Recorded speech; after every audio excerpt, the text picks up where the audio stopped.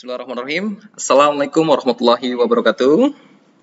Mohon izin Ibu Dr. Peggy dan teman-teman semua, izinkan saya malam ini ingin mempresentasikan hasil metodologi penelitian saya mengenai pengaruh sosial media marketing, sosial media endorsement, electronic word of mouth terhadap keputusan memilih perguruan tinggi dengan brand image sebagai variabel intervening di STIE Muhammadiyah Jakarta. Ini sedikit profil saya, Kang promosi ya. Oke, lanjut. Kita ke latar belakang masalah. Apa sih latar belakang masalah dari penelitian ini? Seiring dengan perkembangan teknologi ya. Karena di sini saya membahas tentang social media marketing, endorsement, word of mouth ya, electronic word of mouth. Tentunya kita akan membahas tentang teknologi.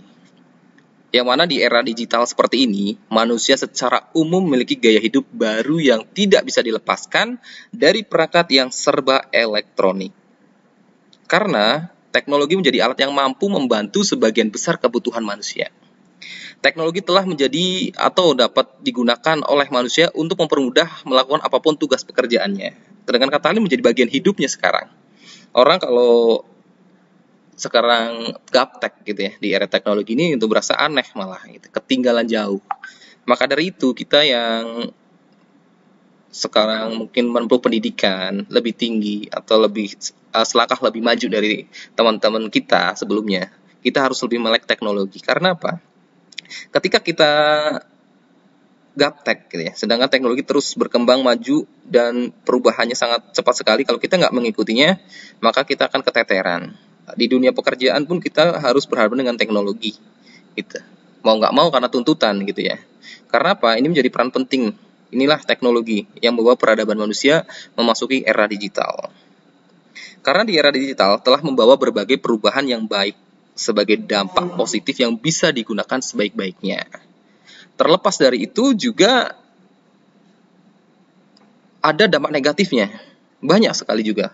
Sehingga menjadi tantangan baru dalam kehidupan manusia di era digital ini.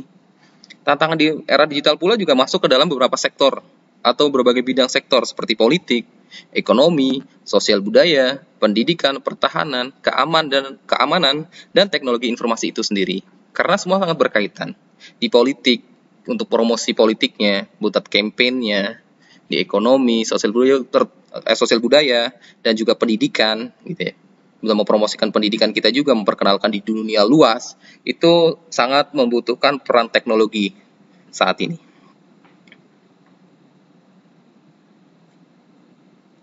Oke, lanjut. Seiring dengan perkembangan teknologi ya, ini menurut Babbage, Armstrong, dan Kotler gitu ya. Seiring dengan perkembangan teknologi yang semakin canggih, saat ini pengguna internet sudah tidak asing lagi untuk memasarkan suatu produk. Suatu usaha yang dilakukan untuk melakukan pemasaran atau jasa dengan menggunakan media internet dapat disebut juga dengan e-marketing ya. Yang artinya di sini adalah sisi pemasaran dari e-commerce yang terdiri dari upaya perusahaan untuk berkomunikasi tentang sesuatu, mempromosikan dan menjual barang serta jasa melalui internet dengan tujuan untuk mendapatkan engagement dan pembelian produk ataupun jasa.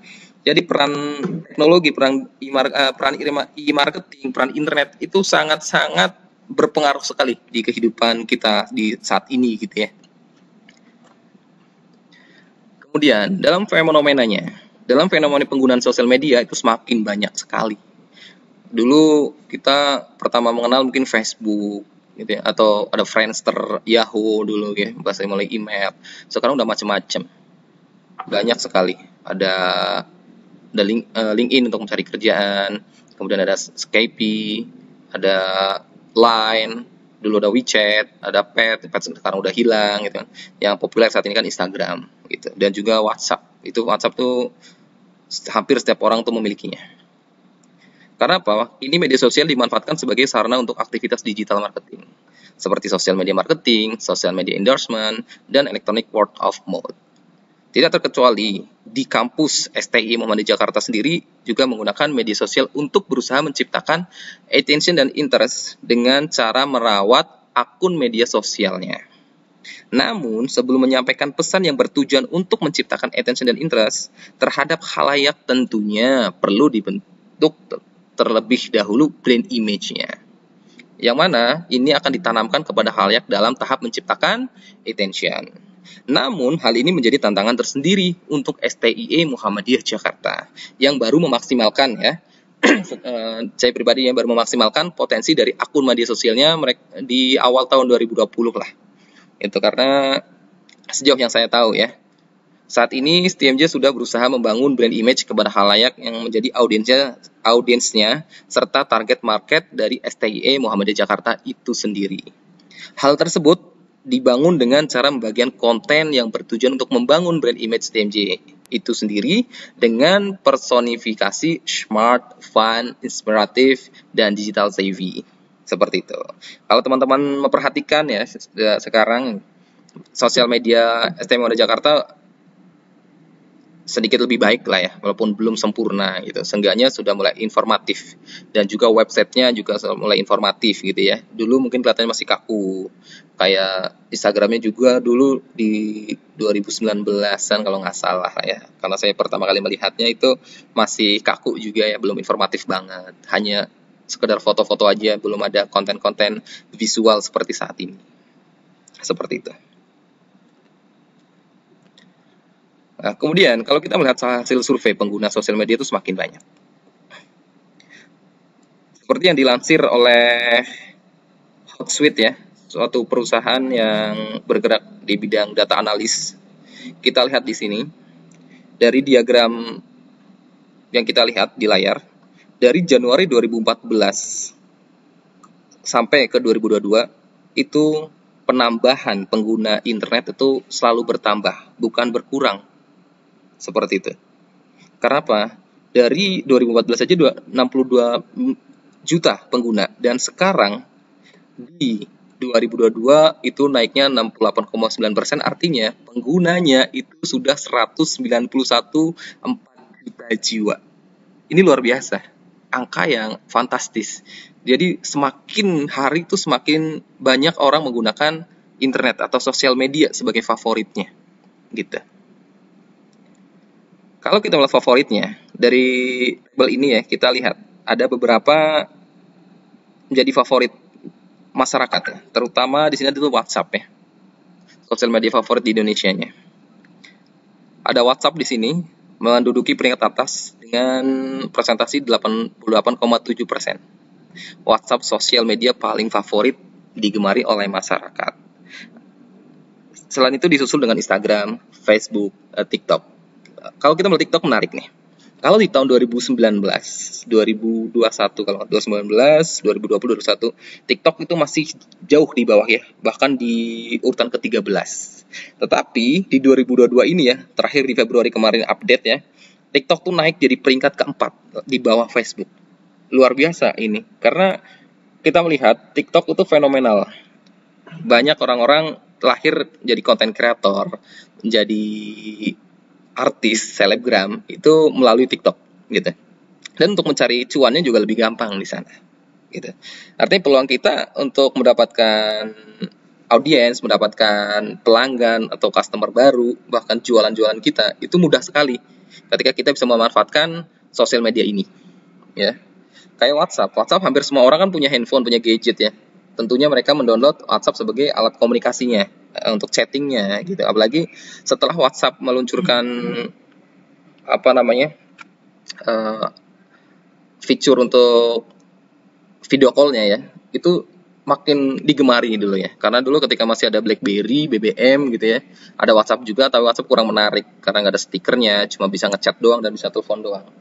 Dan BBM saat itu masih menjadi favorit. Ketika WhatsApp merubah algoritmanya, langsung boom, meledak. Dan BBM, BlackBerry Messenger, hilang. Karena saya dulu juga bekerja di BlackBerry ya, saya merasakan banget tuh saat itu. Gitu. Terakhir di 2012, 2013 lah, kita tuh masih oke banget itu di main BlackBerry Messenger-nya ya. Gitu. Oke, lanjut. Nah, dengan maraknya pengguna media sosial kini, media sosial dimanfaatkan sebagai sarana atau aktivitas digital marketing seperti sosial media marketing, sosial media endorsement, dan electronic word of mouth ya, seperti judul yang saya angkat di atas. Tidak terkecuali di kampus kita di Jakarta menggunakan media sosial untuk berusaha menciptakan attention tadi ya, seperti saya jelaskan juga gitu. Oke, kita lihat untuk data pendidikan di perguruan tinggi. Ini saya buat untuk apa?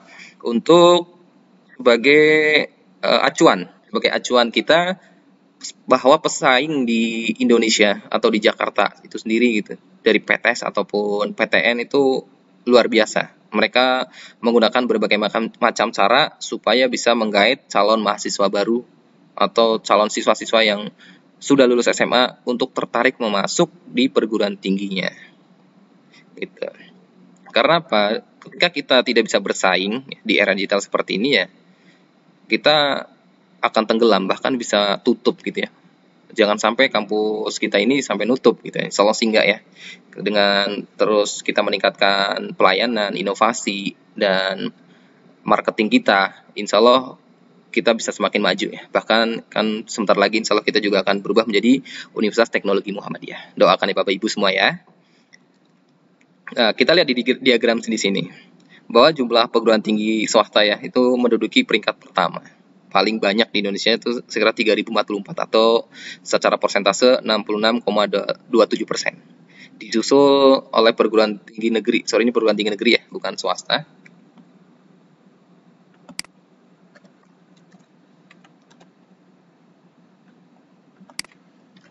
Disusul oleh perguruan tinggi negeri yaitu 187 atau 8,7%. Kemudian yang ungu ini akademik itu ya, sorry, belum saya edit ini. Itu PTK. Dan yang biru ini itu akademik ya, dan nilainya belum saya masukkan, sorry.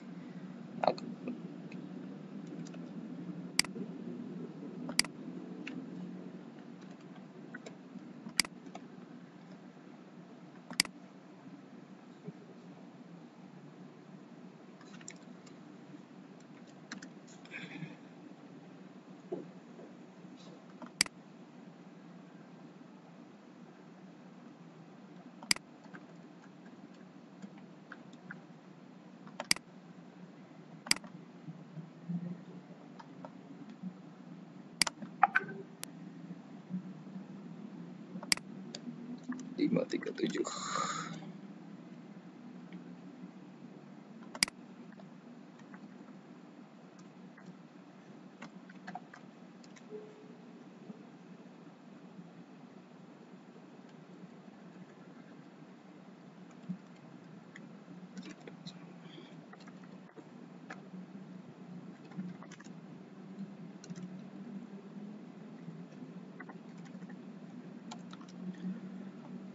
Oke, sorry Bapak Ibu.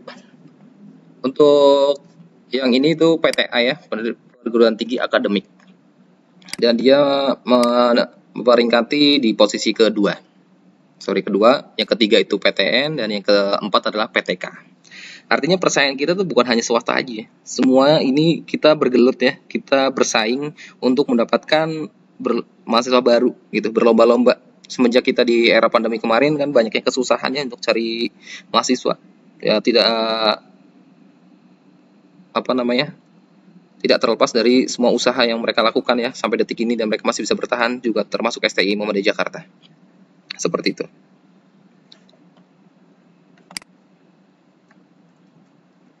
Kemudian kalau kita melihat dari data perguruan tinggi ya berdasarkan provinsi, Jawa Barat itu peringkatin urutan pertama dengan 597.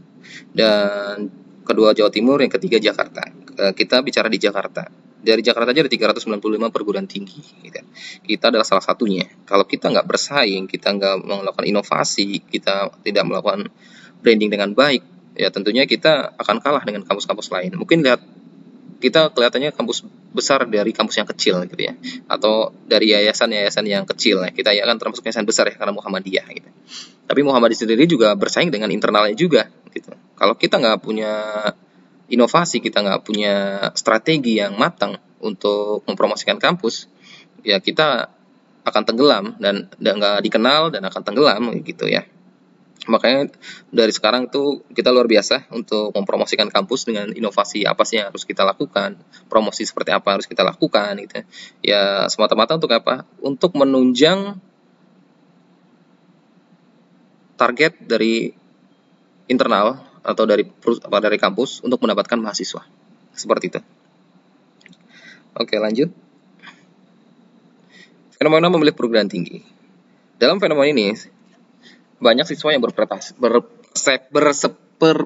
persepsi gitu ya, bahwa sesuatu perguruan tinggi dikatakan bagus apabila perguruan tinggi tersebut telah memiliki nama besar dan sudah dikenal banyak orang. Yang tadi saya bilang, ya, branding kampus. Ketika kita bicara sekolah teknologi, otak kita langsung kemana? Atau mindset kita pasti menuju ke Institut Teknologi Bandung.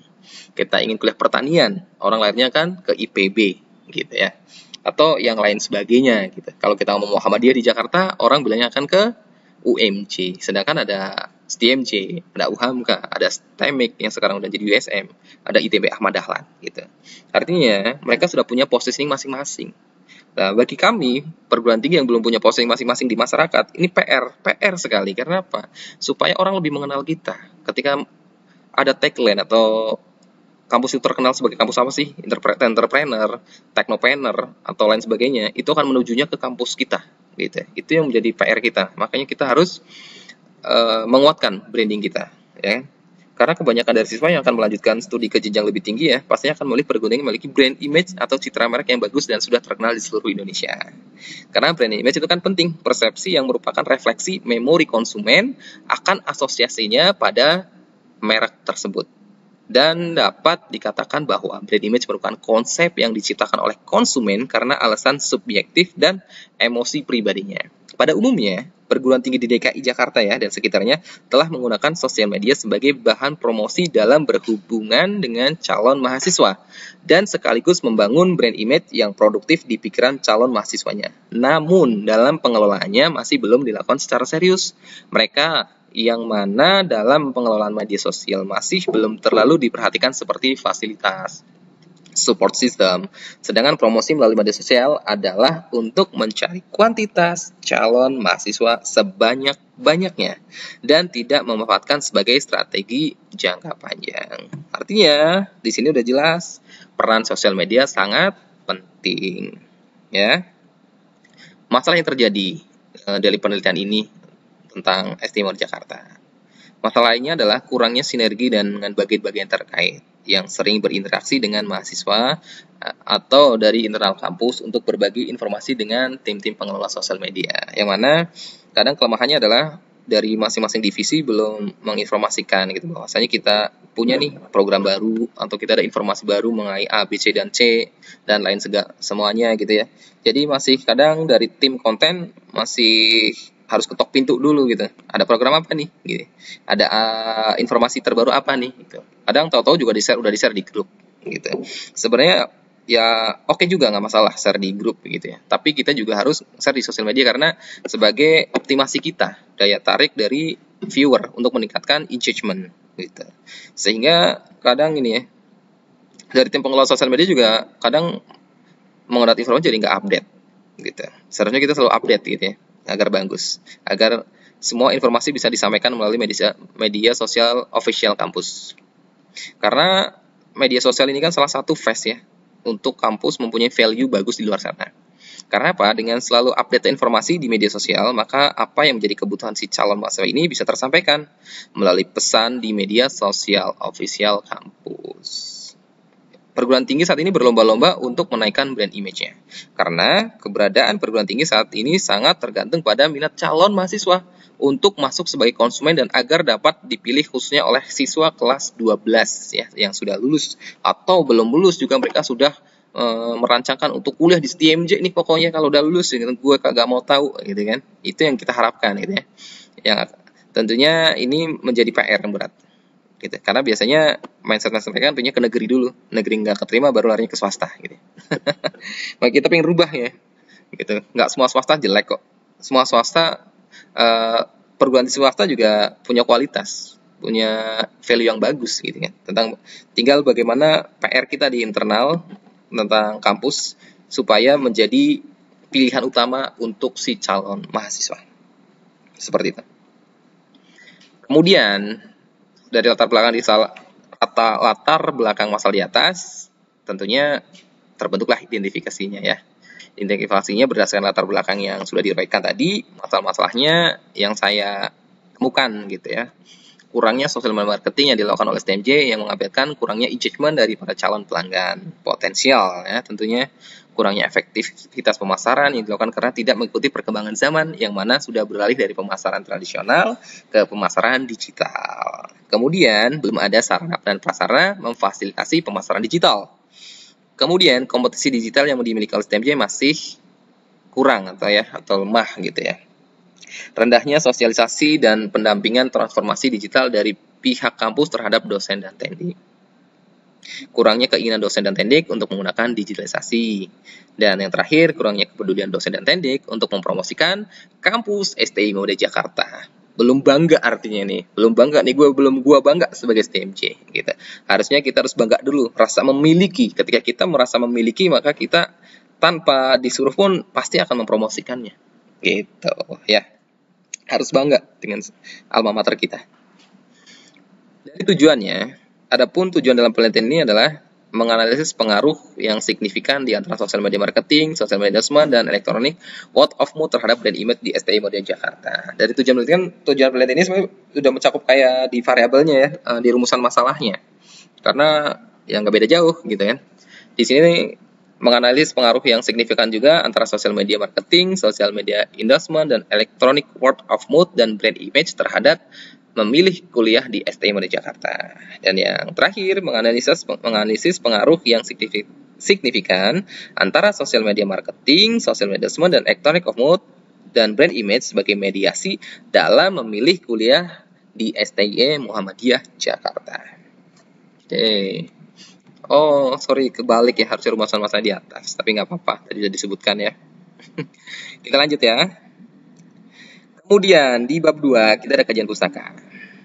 Di kajian pustaka kita akan menerangkan teorinya ya, teori dari judul tadi di atas, dari pengaruh sosial media marketing, endorsement, word of mouth terhadap keputusan pembelian atau keputusan memilih perguruan tinggi dengan brand image sebagai intervening di STI Muda Jakarta. Secara definisi ya, tentang keputusan pembelian itu merupakan proses penelusuran kasus yang berawal berdasarkan latar belakang kasus, identifikasi kasus, sampai pada terbentuknya kesimpulan atau rekomendasi. Ini dicetuskan oleh Skiffman ya, tentang menyatakan bahwa keputusan pembelian merupakan suatu proses di mana konsumen melakukan evaluasi terhadap aneka macam alternatif pilihan dan menentukan alat atau lebih alternatif yang diperlukan dari pertimbangan tertentu dalam pembelian. Seperti itu. Secara indikatornya, keputusan pembelian itu mempelajari keputusan pembelian konsumen. Pemasar harus melihat apa yang mempengaruhi keputusan pembelian agar konsumen dapat membuat keputusan pembelian. Menurut Babah, Kotler, dan Armstrong, ya, ada beberapa indikator dalam proses keputusan pembelian. Di sini ada 4. Yang pertama ada tujuan dalam pembelian sebuah produk, yaitu pembelian yang dilakukan oleh konsumen karena sudah tahu kebutuhannya. Pemrosesan informasi untuk sampai ke pemilik merek, yaitu pencarian informasi yang dilakukan konsumen secara yakin tanpa ada keraguan. Kemantapan pada sebuah produk, yaitu pembeli yakin dengan produk yang dibeli. Memberikan rekomendasi kepada orang lain, yaitu pembeli memberikan informasi menggunakan produk yang dibeli. Ini termasuk word of mouth di sini ya. Ketika ada orang yang udah beli, apalagi orang itu berpengaruh juga, barangnya bagus, orang tuh akan mudah tanpa berpikir panjang, beneran. Ketika ini barangnya bagus, lu beli di mana gitu kan. Oke. Dan yang tukang gibahnya ini ya, si informan ini meyakinkan tanpa pikir panjang dia akan ikut membelinya. Seperti juga dengan kuliah gitu. Kalau yang gibahin ngasihnya nilainya bagus, positif, ya orangnya akan berpengaruh positif. Begitu juga sebaliknya ya. Kemudian melakukan pembelian ulang, yaitu pembeli melakukan pembelian kembali dengan produk yang sama, melakukan repeat order ya. Kalau di perguruan tinggi berarti dari alumni gitu. Dari alumni yang udah lulus di sini, dia bangga dengan kampusnya, maka dia akan mempromosikannya tanpa harus disuruh pun ya, dia akan mempromosikan kampus kita gitu, STMJ ini gitu. Kemudian tentang teori sosial media marketing. Ini dipraktekkan untuk menargetkan pelanggan di situs sosial online, di mana pelanggan biasanya menghabiskan jamnya untuk mantengin sosial media. Rata-rata di Indonesia ya, di data terbaru dari Hotsuite ya, itu 4 sampai 8 jam, 4 jam ya, orang itu main handphone, main sosial media gitu. Menurut Santoso Baihaqi dan Persada, pemasaran media sosial digunakan untuk secara langsung atau tidak langsung membangkitkan kesadaran-kesadaran, ingatan, bahkan perilaku merek, produk, perusahaan, individu, atau kelompok. Dibuat pada tahun menggunakan alat web sosial seperti blog, microblog, dan lain sebagainya. Secara indikatornya, penggunaan media sosial terkait dengan kegiatan e-commerce, di mana perusahaan ingin beralih dari mencoba menjual menjadi berhubungan dengan pelanggan belakangan ini ya. Menurut Pradipta hari ini, indikator pemasaran media sosial adalah online komunitas, yang artinya sebuah perusahaan atau sejenis usaha dapat menggunakan media sosial untuk membangun sebuah komunitas di sekitar minat pada produk atau bisnisnya. Semangat komunitas untuk membangun kesetiaan, mendorong diskusi-diskusi, dan menyumbangkan informasi sangat berguna untuk pengembangan dan kemajuan bisnis tersebut. Interaksi. Kita juga harus ada interaksi dalam media sosial, memungkinkan terjadinya interaksi yang lebih besar dengan online community. Melakukan informasi yang selalu up to date, selalu update ya, serta relevan dari pelanggan. Kemudian kita berbagi konten. Kita sering berbagi konten berbicara mengenai lingkup dalam pertukaran individual, distribusi, dan menerima konten dalam aturan media sosial. Yang terakhir ada accessibility, mengacu pada kemudahan untuk mengakses dan biaya minimal untuk menggunakan sosial media. Karena untuk penjualan ya di sosial media kita juga membutuhkan budget. Tapi kita juga harus bisa manage budget kita, boncos kan nih buat iklan. Kita dapat feedbacknya nggak dari itu? Ya itu juga harus ada strateginya ya, nggak asal iklan aja. Kemudian, teori social media endorsement. Social media endorsement merupakan seseorang yang dipilih oleh pemasar atau influencer ya, bahasa sekarang influencer. Untuk menyampaikan pesan dan tujuan dari suatu produk, ada banyak cara strategi pemasar yang layak dipelajari, kemudian perusahaan dapat memilih salah satu alternatif cara yang dipandang sesuai dengan kondisi perusahaan. Dalam pemanfaatan media sosial juga sebagai salah satu media promosi secara digital, seringkali terdapat istilah endorsement. Endorsement mampu memberikan dampak yang sangat signifikan terhadap long-term objective seperti brand equity, brand image, and brand relationship menurut Lestari dan Aldianto. Indikatornya, ketika memutuskan untuk menggunakan endorser, terdapat beberapa indikatornya yang mempengaruhi perilaku konsumen, karena endorsement ini kan sebagai role modelnya gitu ya, yang dicontoh sama si calon pembeli gitu. Yang pertama itu harus dapat dipercaya, produk yang dia jualin gitu ya, harus real, bukan abal-abal gitu. Kemudian memiliki keahlian untuk menjualnya, memiliki daya tarik, kemudian mempunyai tingkat dihargai dan tingkat kesamaan gitu ya. Selanjutnya, electronic out of mode atau bahasa umumnya tukang gibah gitu ya. Sekarang netizen itu berpengaruhnya sangat luar biasa ya. Kekuatan netizen ini ya, kekuatan electronic word of mouth ini. Secara definisi ya, IWOM ya, ialah komentar yang diberikan oleh pelanggan aktual, pelanggan potensial, dan pelanggan sebelumnya mengenai suatu produk atau jasa atau perusahaan yang dikemukakan oleh Dini dan Mai. Dengan segala kemudahan akses internet, electronic word of mouth seringkali ditemukan pada sosial media seperti Facebook, Instagram, Twitter, dan yang lain sebagainya. Dengan jejaring sosial tersebut akan terbentuk strategi komunikasi pemasaran yang efektif, yaitu electronic word of mouth merupakan jenis promosi yang ampuh. Indikatornya, menurut Rangkuti, itu ada keahlian lawan bicara, ada kepercayaan terhadap lawan bicara, daya tarik lawan bicara, kejujuran lawan bicara, objektivitas lawan bicara, dan niat lawan bicara.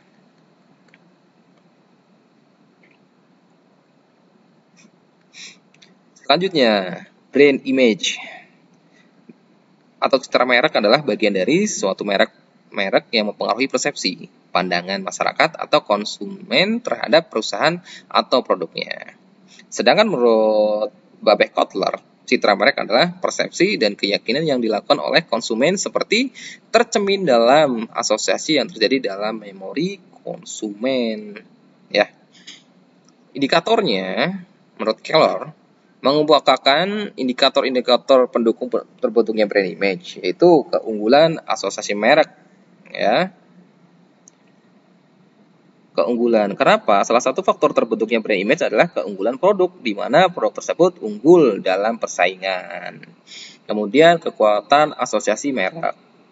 Membangun kepopuleran tentunya ya, merek dengan strategi komunikasinya melalui iklan dan lain sebagainya. Karena setiap merek yang berharga mempunyai jiwa suatu kepribadian khusus, kewajiban mendasar bagi pemiliknya. Karena merek dapat mengungkapkan, mensosialisasikan jiwa atau kepribadian tersebut dalam satu bentuk iklan ataupun bentuk kegiatan promosi dan pemasaran lainnya.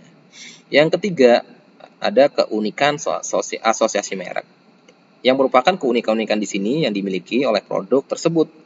Beberapa keuntungan dengan terciptanya brand image yang kuat ya, karena akan terbentuk nanti peluang bagi produk menjadi leader marketingnya, leader market ya maksudnya ya, terus menciptakan loyalitas konsumen untuk repeat terus gitu ya, balik beli produk itu gitu ya. Membantu dalam efisiensi marketingnya, membantu dalam menciptakan perbedaan. Kemudian semakin merek dikenal dengan masyarakat, maka perbedaan atau keunikan baru yang diciptakan perusahaan akan mudah dikenali oleh konsumen, mempermudah dalam perekrutan tenaga kerja bagi perusahaan, dan meminimumkan kehancuran atau kepilotan perusahaan atau bangkrut gitu ya. Itu makanya itu pentingnya brand image. Oke. Nah, dari di atas yang sudah dikemukakan berdasarkan kajian pustaka yang sudah diuraikan ya, maka dapat disimpulkan bahwa variabel independen dan penelitiannya adalah brand image, sedangkan variabel dependennya adalah keputusan memilih perguruan tinggi berdasarkan hubungan antara variabel-variabel tersebut. Maka kerangka pemikirannya dapat digambarkan seperti gambar ini, ya. Gitu. Nah, secara hipotesisnya ada 10 di sini. Gitu ya, teman-teman bisa lihat sendiri. Oke. Kemudian metode penelitiannya. Metode yang saya gunakan adalah metode kuantitatif. Populasinya saya ambil dari berdasarkan follower di Instagram, itu ada 1.300 follower di media sosial. Sampelnya menggunakan Google Form, disebar ke seluruh follower Instagram STMJ. Dengan teknik pengumpulan datanya, tadi itu angket ya, yang dari Google Form itu, kuesioner dan studi pustaka. Kemudian secara analisisnya menggunakan analisis regresi linear berganda menggunakan program Fuse. Seperti itu. Ya, thank you. Mungkin itu yang bisa saya sampaikan. Apabila ada kekurangan atau pertanyaan, monggo untuk ditanggapi. Tentunya saya sangat senang sekali supaya penelitian ini bisa lebih baik lagi tentunya sebelum sampai di finishing nanti gitu. Oke, monggo Bapak Ibu, Bu Dr. Peggy, terima kasih banyak. Dari apa yang saya sampaikan, silakan untuk ditanggapi. Terima kasih. Assalamualaikum warahmatullahi wabarakatuh.